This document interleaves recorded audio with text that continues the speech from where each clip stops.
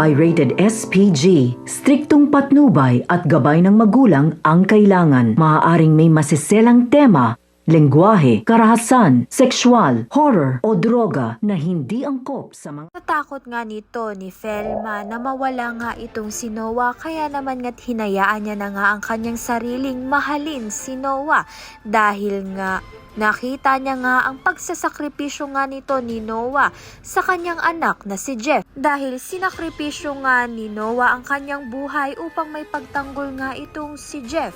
Sa kabilang banda naman nga pumapanig na nga itong si Jessica sa kwento ng kanyang ama na si Manuel.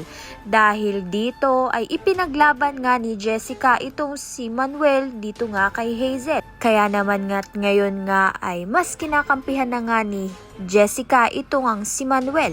Samantalang ito ngang si Hazel ay nangangamba nga na baka nga balikan muli ni Manuel itong si Felma. Kaya naman nga't ang lumang litrato nga nito ni Felma at ni Manuel at ang iba pa nga nilang mga kagamitan ay ito ngang sinunog ni Hazel. Kaya naman nga't naggalit na galit nga itong si Manuel lang makita nga ito at sinabi pa nga niya kay Hazel na mahirap nga siyang mahalin.